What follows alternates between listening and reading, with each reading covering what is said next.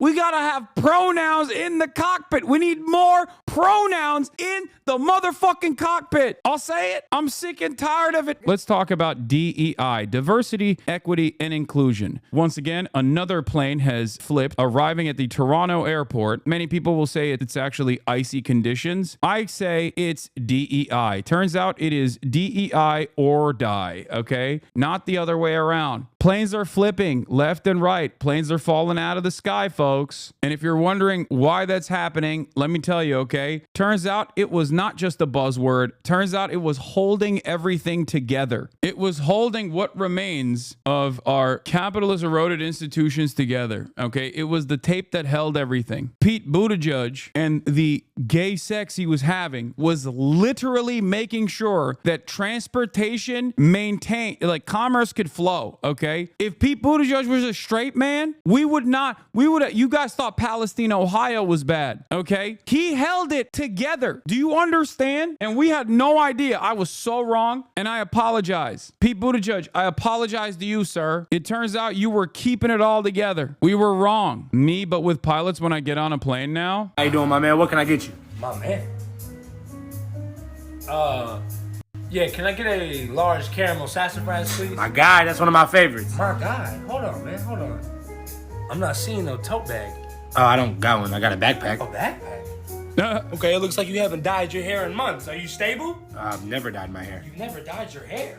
Yeah, no, we don't fuck with coffee shops that don't have at least one employee with a septum piercing, okay? And we don't fuck with airlines that don't have pilots that are at least in a polyamorous relationship. You understand me? I want, at the very least, for my pilot to say he, she, or they, or zim, zer, fuck it, whatever you want, neo pronouns, I don't give a shit, to tell me that they are aromantic. I'm not getting on no plane until the pilot tells me that they're aromantic, okay? And they got bipolar disorder or DID. Fuck it. I don't even care. Something, okay? We gotta have pronouns in the cockpit. We need more pronouns in the motherfucking cockpit. I'll say it. I'm sick and tired of it. If you are a straight white man, okay? If you're a straight white man, I want nothing to do with you. If you are a straight white man, you need to drop everything, okay? You are no longer allowed. You need to go suck a dick, okay? At least one penis before you can man the joysticks again, okay? You understand me? I'm done. No.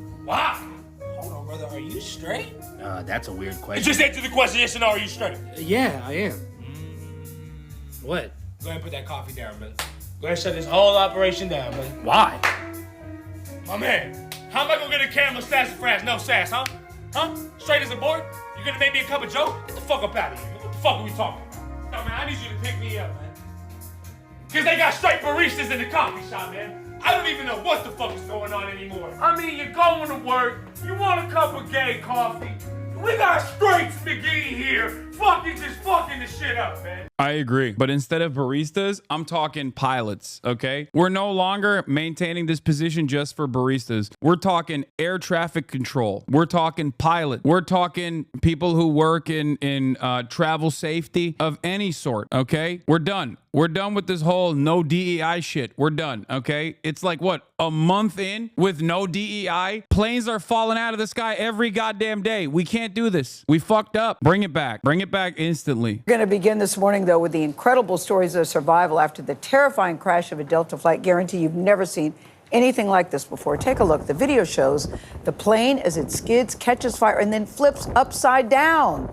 That's right, a plane upside down on the tarmac as it lands at Toronto's Pearson Airport. I think it's pretty crazy, by the way. Didn't you say Toronto? Yeah, but it's an American flight coming in from the United States. It is a testament to plane safety that this right here led to 0 deaths. Just so you understand. Like, that is crazy. Okay, that's number one. Number two, Austin, well, my plane expert said that this was very likely due to pilot error. Don't know if the pilots were like, you know, gay, black, white, woke, all jokes aside, you know, the whole DEI narrative aside, this was most likely pilot error, it seems.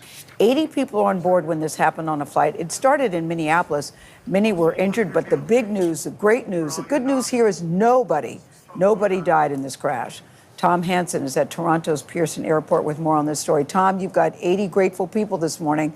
Good morning to you. Yeah, no doubt, Gail. Good morning to you as well. Well, the 2 runways involved in this crash are still closed this morning as the investigation continues. We're learning more about a couple of the people who were more seriously injured, a 40-year-old woman, a 60-year-old man, both in critical condition this morning. 16 other passengers walked away with minor injuries, but still there are so many questions about how this crash happened in the first place.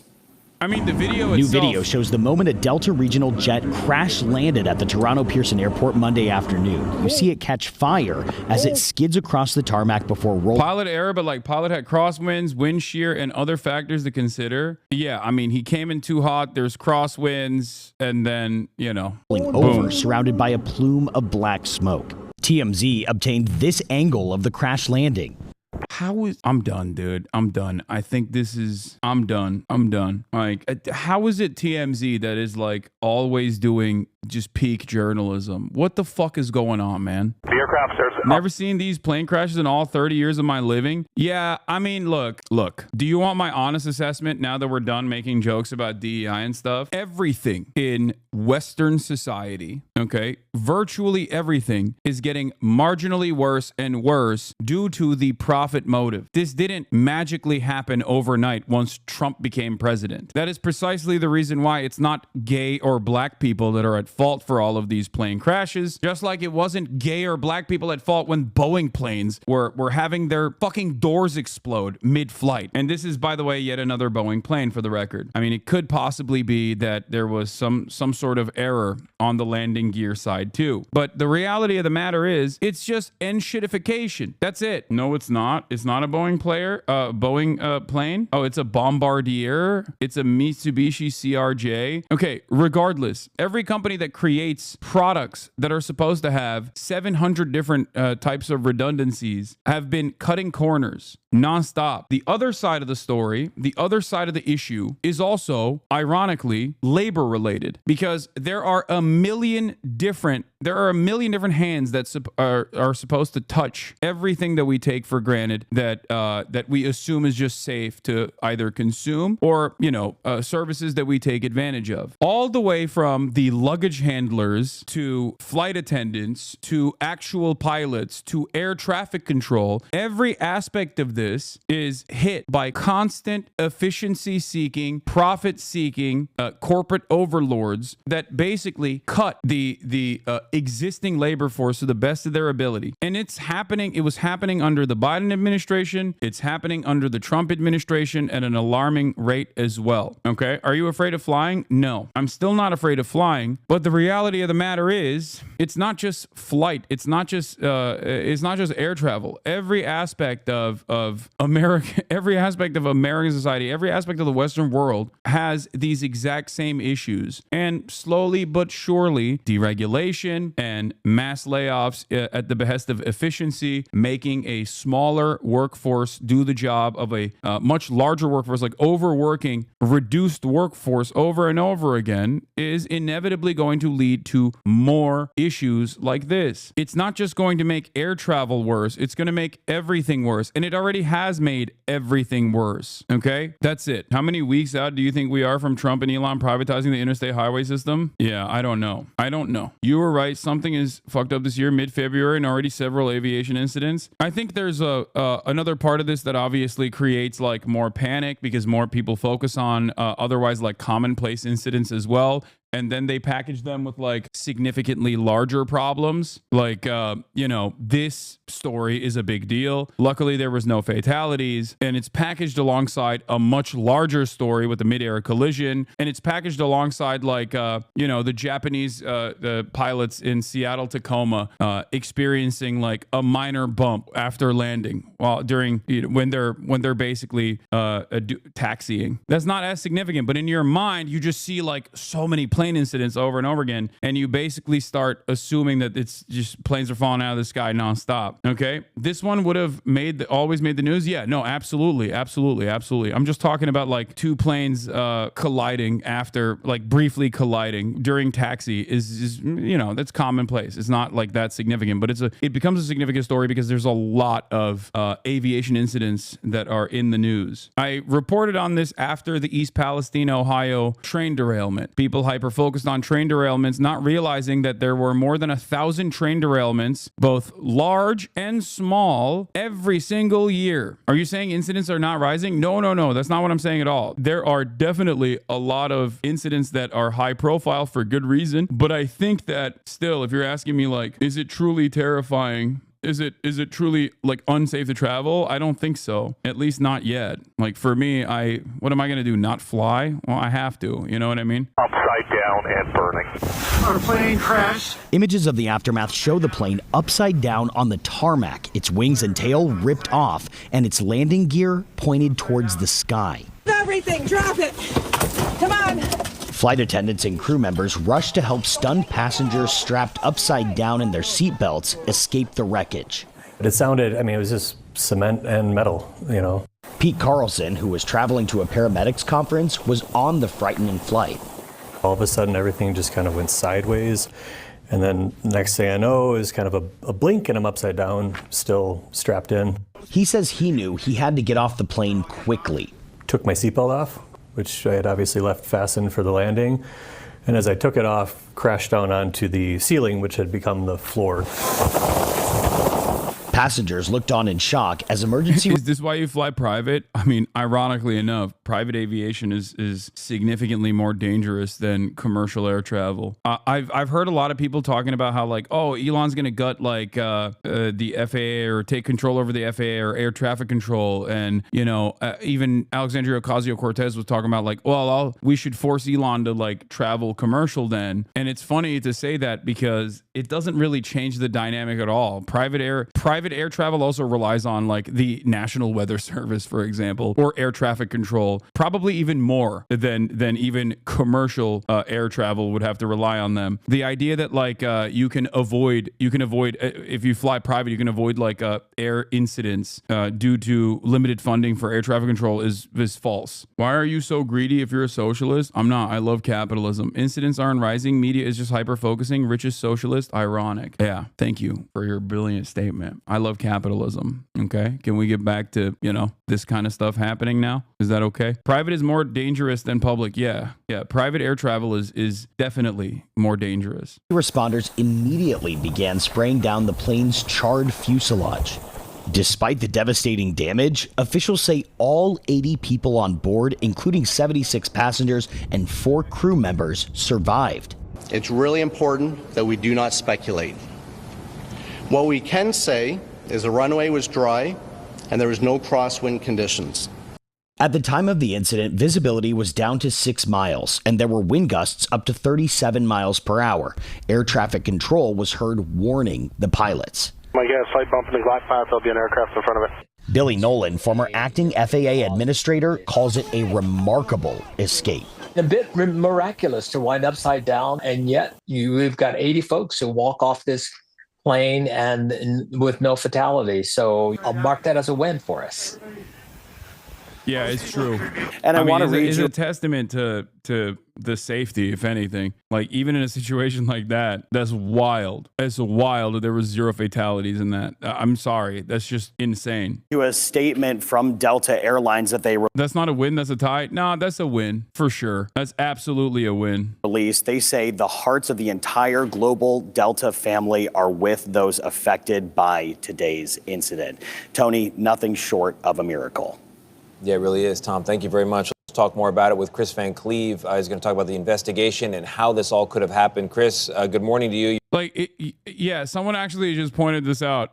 How many people die if a Greyhound bus flips? A Greyhound bus is flipping at much slower speeds, and it will still kill so many more people. Okay? 0? Are you kidding me? Do you know how many fatalities occur in traffic incidents on a daily basis? Are you out of your mind? Bro, driving around in your car, not to be the actually guy, but like the reality of the matter is driving around in your car is infinitely less safe than commercial air travel. Okay? Like, not to be the annoying nerd, but that is the truth. Okay? You're a veteran of... Car isn't a bus. No, just any kind of vehicle, okay? Any kind of vehicle. Moving the goalposts, how many on buses? Wait, what? Of covering aviation in general, transportation. Like per capita. It's You've still seen the less videos safe. as we have. What do you make of what you're looking at?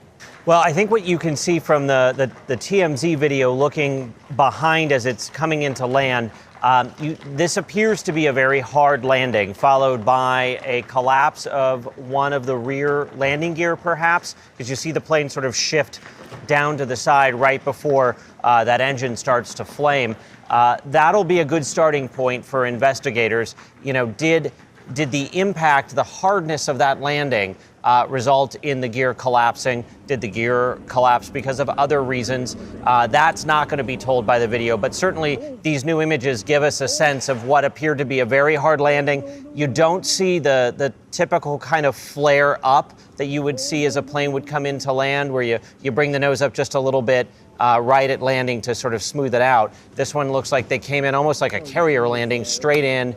A hard landing. They were dealing likely with winds at that time. We had heard gusts up to 40 miles an hour when they were coming in. So all of that will be significant. This video does give investigators a pretty good starting point as they make their list of what they want to know and what they need to find out.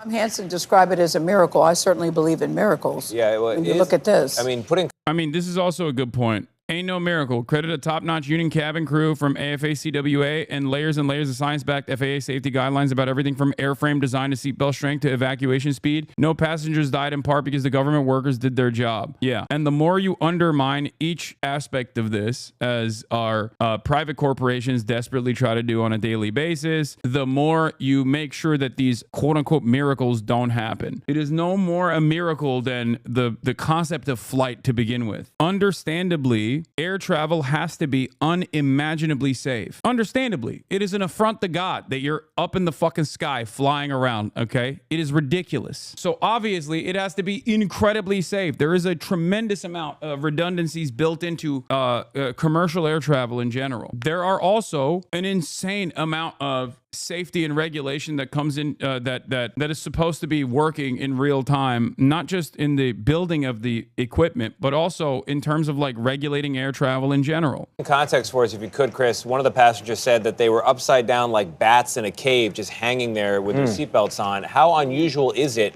in any kind of airline incident for the plane to be upside down at the end? Well, it's certainly very unusual, but clearly something that was thought about when they designed not only the aircraft, but those seats. The seats are designed to withstand many times the force of gravity. And if you ever wanted a lesson as to why people tell you to wear your seatbelts on the airplane, this was it.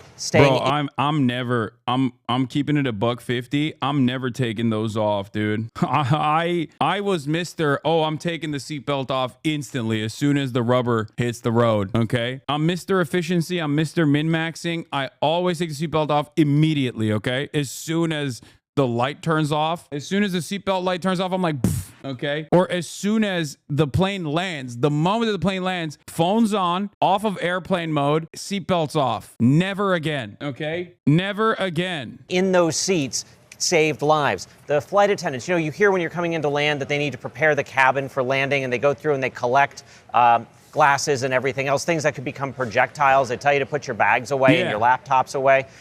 The reason I never fully understood it until now. You know what I'm saying? Like, I get it now. I totally get it now. I'm clapping for the pilots as long as they're gay, okay? I'm not clapping for no white male pilots, let me tell you, okay? Or if I'm clapping for a white male heterosexual pilot, I'm assuming that they're in a polyamorous relationship in my headcanon to make sure. They do that is for a scenario like this, where things go wrong and those items could be flying about the cabin and injure passengers. By securing them, it also means that there's not clutter on the way out of the airplane. In this case, the exit path was the ceiling.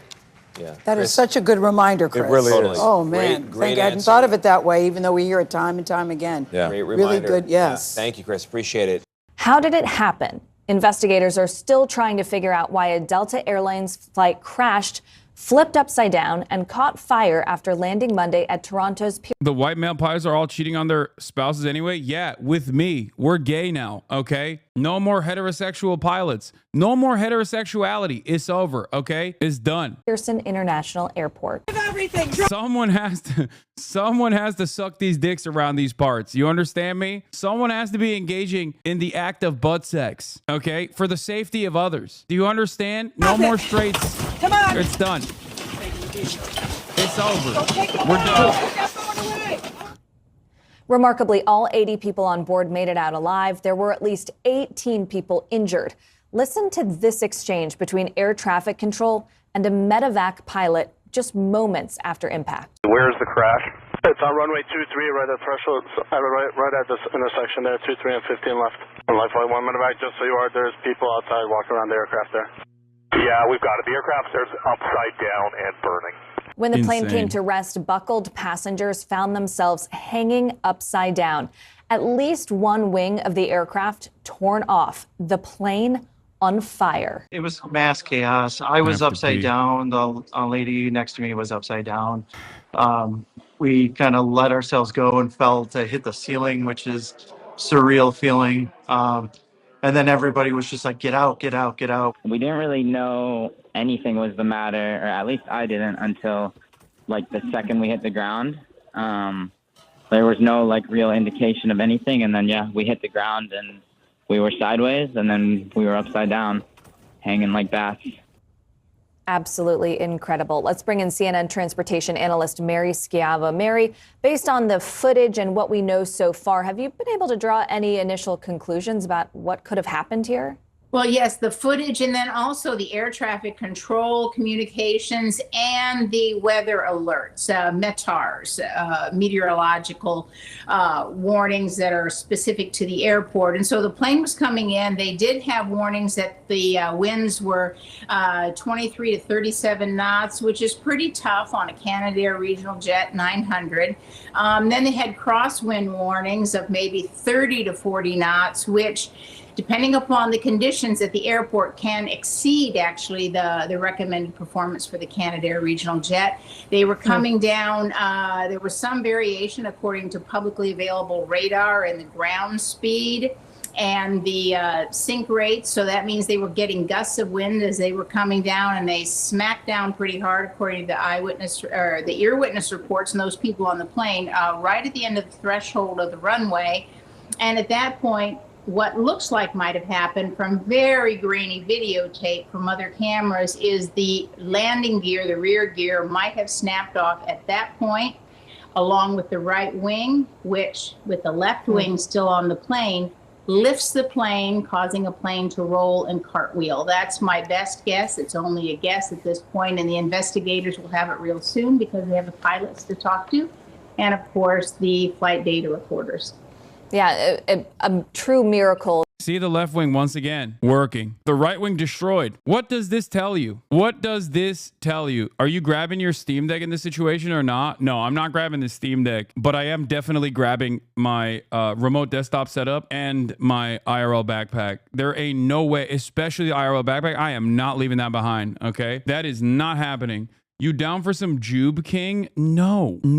What are you saying? Why would I ever watch Michael Knowles debate 25 LGBTQ plus activists? That's a crazy question. My man said Jube too. Like, he's not even, like, that's ban-worthy, dude. Like, he likes Jubilee so much. He likes Jubilee so much that he calls it the Jube. That there are so many people that they can interview about what happened because everyone survived this crash landing. CNN safety analyst David Susi drew some similar observations about what may have caused the crash, including some of those questions about the landing gear. I'd like to play that. Yeah, bro's not even on a first name basis. He gave a play nickname to Jubilee. So is that a no? It's not just a no, it's a fuck no. And get your response. There are a lot of clues that you can see right away. The things I'd be looking at right away are, was it a hard landing?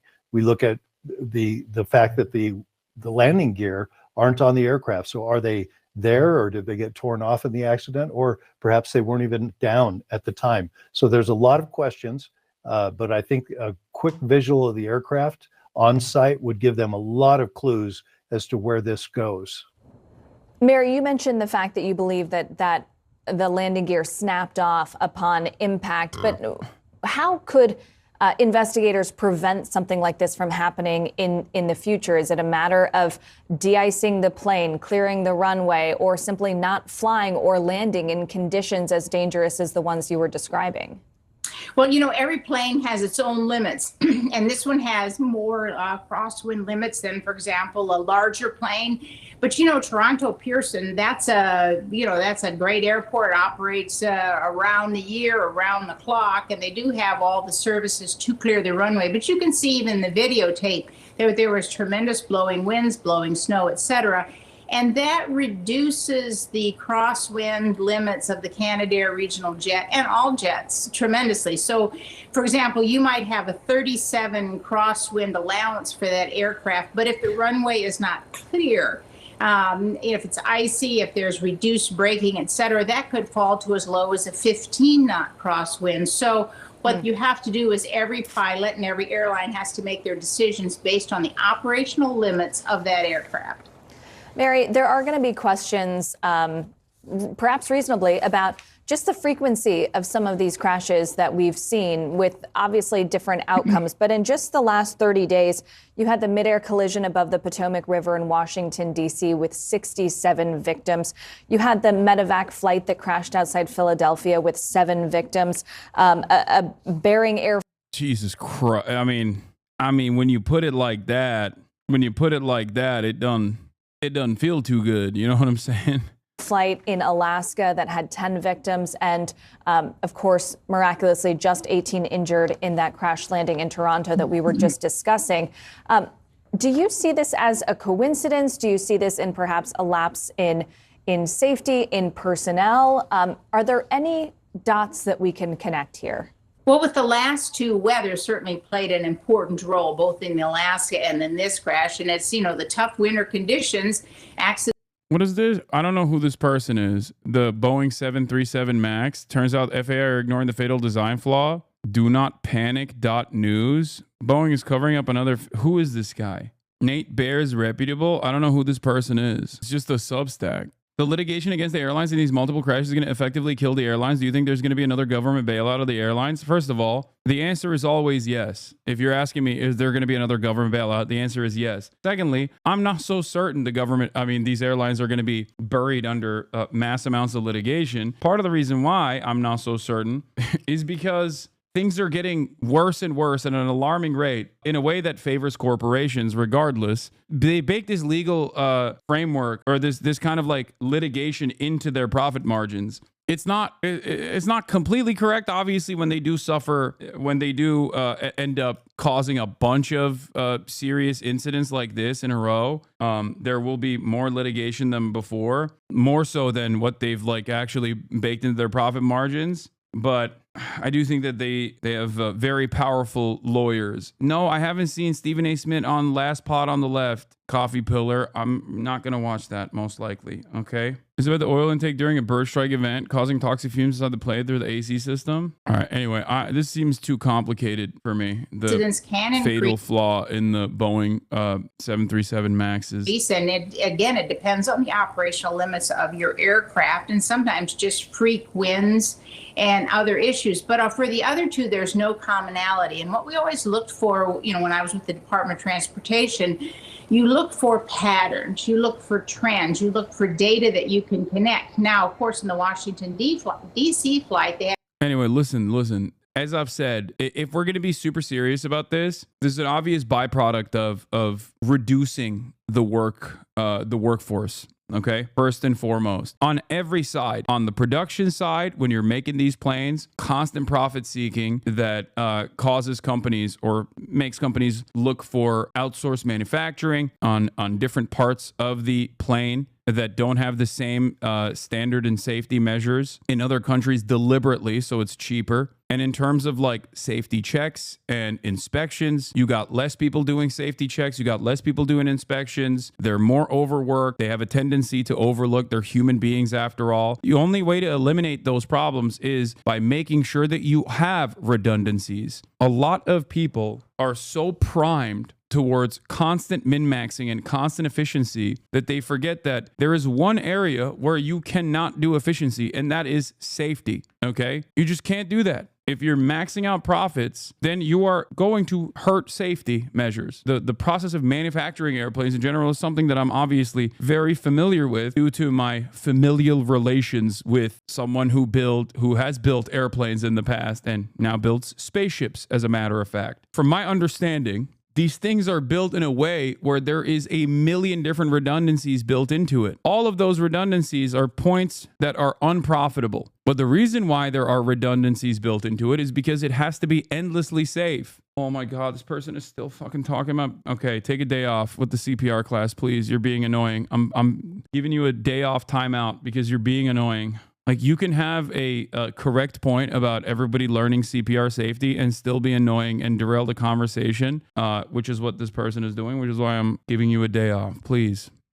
Had some very consistent data, and that is they had, I think, probably 100 or so alerts that the helicopter traffic was causing conflict, loss of airspace, separation with commercial air traffic. So that's a very important trend that somebody should have recognized long before this fatal crash in Washington, D.C. With the others, there's no commonality. So you're always looking for if there's a trend. There is a commonality. It's capitalism. It's profit seeking. Anyway, speaking of reducing the workforce at the behest of eliminating redundancies, here's another aspect where you simply cannot cheap out, which is safety. FAA employee fired by the Trump administration expresses shock over removal. The Trump administration is also obviously while all of these planes are falling out of the sky or, having all these like weird incidents over and over again. On the other hand, our brilliant government is supercharging dreams of the Reaganite era of the past, or finishing the job that Reagan started, basically. All right, here it is. In this country, Trump's acting Social Security commissioner stepped down over the weekend. According to multiple reports, she had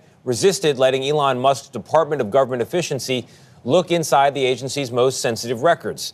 The White House is saying that DOGE is looking to eliminate waste and fraud. And this morning, Nancy Cordes has the story of one of the thousands of federal workers already fired since Trump took office. And I was in complete disbelief. Monica, who asked us not to use her last name, was hired by the FAA in December to be an aviation safety assistant at Dallas-Fort Worth. Yeah, if you know anything about the FAA aviation safety inspectors, we simply have too many of them. When I think of aviation safety, I think the guys responsible for it, there's probably too many. We need to make it less safe, please. That's what I think. There is no world in which, especially on this side of things, but you can make this argument for virtually every aspect of the federal government, where there is need for less people. No, there is need for more people. Understaffing is so commonplace everywhere. There is a problem with understaffing in virtually all aspects of the regulatory agencies, virtually all aspects of all the goods and services that you consume in general. Okay, there's understaffing issues at hospitals with nurses. There's understaffing issues everywhere. The notion that we need less people, or fewer people, sorry, thank you, grammar Nazi, fewer people and not more people is ridiculous. Worth Airport. She was part of the team that filed inspections and reports on the American Airlines fleet. I personally did not feel that our positions were at risk for the simple fact that we are in the Flight Standards Safety Division. It says its name, right? Flight and safety. But on Friday, she was let go. With less than a year on the job, she had not yet received civil service protections. The stinging dismissal email blamed her performance and said, "You have not demonstrated that your further employment at the DOT FAA would be in the public interest." There have been no negative comments or feedback until I got this letter about performance. What this really does appear to be is just a purely false stated reason. Employment lawyer Michal Shinar says the reason Trump's team has been citing performance in firings is because by law, probationary federal workers can only be removed for performance or misconduct. We don't let an agency get around these congressional directives by just terminating our probationary employees and mass claiming it's performance when it's not. They're firing every probationary worker with rare exceptions. They're saying that performance is below standards and firing probies, so they can't file for reinstatement via the MSPB. She says the situation is ripe for class action lawsuits, while Trump officials insist these cuts are just a drop in the bucket. Transportation Secretary Sean Duffy posting last night, quote, "The FAA alone has a staggering 45,000 employees. Less than 400 were let go." Oh my We're still God. waiting for the exact numbers of cuts at most other agencies like the CDC and NIH. Nate? We will stay tuned. Nancy, thank you. Isn't there already a shortage at the FAA? Why do this now? I want to look at something, okay? Number of federal government employees in, or let's see, year over year. The size of the federal workforce has grown from 1.8 million in 2019 to 2 million in 2023. But there was a time and place where I feel like, maybe I'm wrong, but the federal workforce number was certainly larger. Federal workforce number, despite the fact that the American population has been growing. Executive branch civilian employment. How many federal employees were there? Yeah, in the 1950s, the federal government employed 1.4 million people. Oh, this is an AI overview. What the fuck? Oh, God, why is there so much? In the 1960s, that's incorrect. God damn it, AI overview. What the fuck is this number, bro? Look at this, AI overview. Thank you, Google.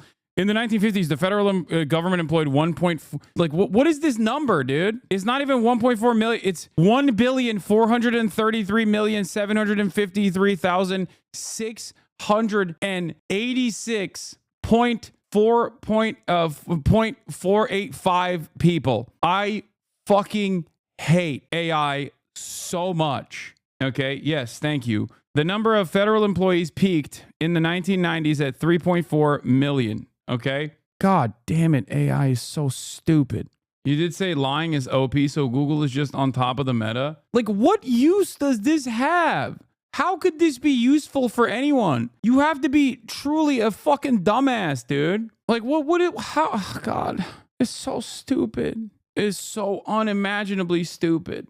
Here, this is what I was actually looking at, okay? From the 19 forwards onward, obviously in 1943, there was one big peak at 3 million, and the peak of federal employment in 1990 was 3.4 million.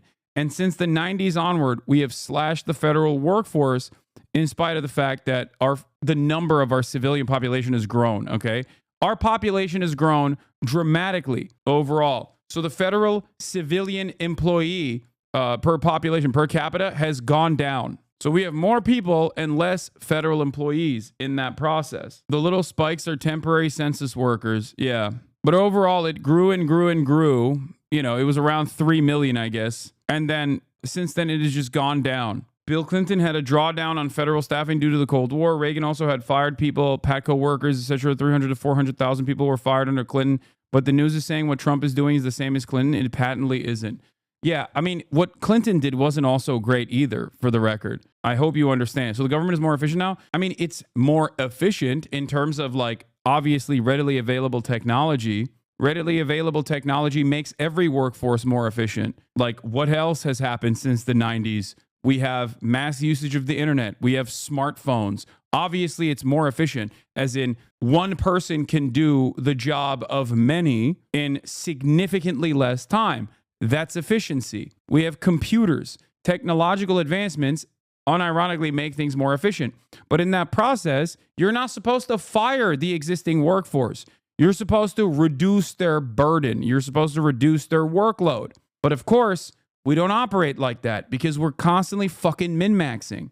But especially when you pair this up with the explosive growth of the American population in that same time frame, you start realizing that perhaps we don't have enough employees for all of these jobs. And when you don't have enough employees for these jobs, you have shittier service overall. Firing them reduces their workload. What are you talking about? That's really funny. I'm talking about the existing labor force. Okay, chatter, come on. Chatter has never worked, I don't think. I'm a fucking Twitch streamer, and even I understand. W Ragebait. Okay, good one. And what a lot of people fail to understand is that, for example, when you go to the DMV and the service is ass, even like the person that's working at the DMV, for example, is just angry all the time, seemingly, and you have to wait for hours. That is not because the government sucks. That's because they don't have enough employees. It's always because of understaffing.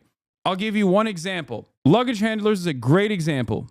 Airlines know full well when they're overloading their existing labor force, okay? But because of efficiency and because of cost-cutting measures, because labor is the most malleable aspect of all commodity production, they just simply don't hire enough luggage handlers. So when you go to the airport and you're like, why the fuck is my luggage not coming out? What the hell's going on? Why do I have to wait an hour and a half? I missed my transferring flight. I missed my connecting flight. What is happening here? That is literally because the luggage handlers are overloaded, understaffed, and are doing shittier output as a consequence of that.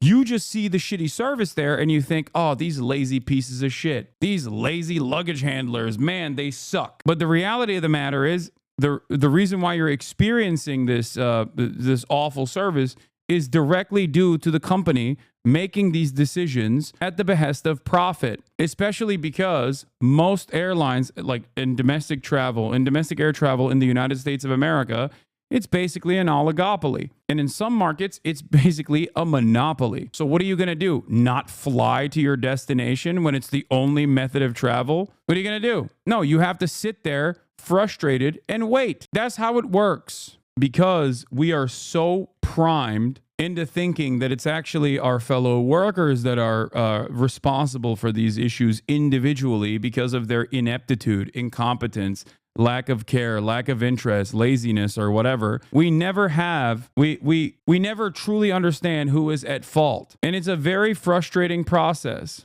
When the lines of the grocery store are too long, it's the employee's fault. When the line of the post office is too long, it's because the government's bad. I mean, when the line at the post office is too long, it's still a direct consequence of the same exact thing that we were just talking about. The line at the post office is long because the post office is understaffed. Everything is understaffed. These guys are still actively advocating for more understaffing. And it's very stupid to do this. It's very dumb to do this. It's not the employee's fault at the grocery store. It is still understaffing. So it's technically the people that are in charge of those decisions that have caused this service to be worse overall. Especially considering what's happened in the States. And now, of course, you have this other incident and a few others. Yeah, well, this one happened in Canada, but yes. I can only tell you what the Secretary of Transportation says. There are 45,000 employees at the FAA.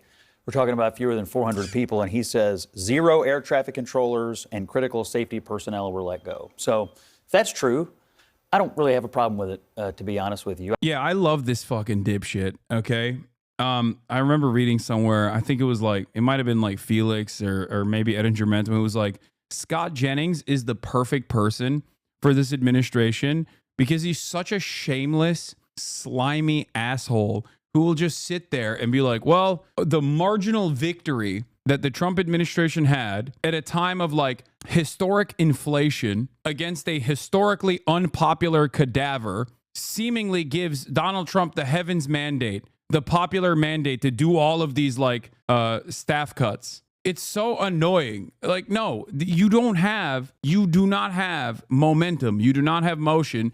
You do not have popular mobilization, especially for cutting Social Security, okay? I do like the idea of keeping the people who are in the direct chain of command of safety and the air traffic control system and so on and so forth. But I have a hard time believing that there is a single government. Yeah,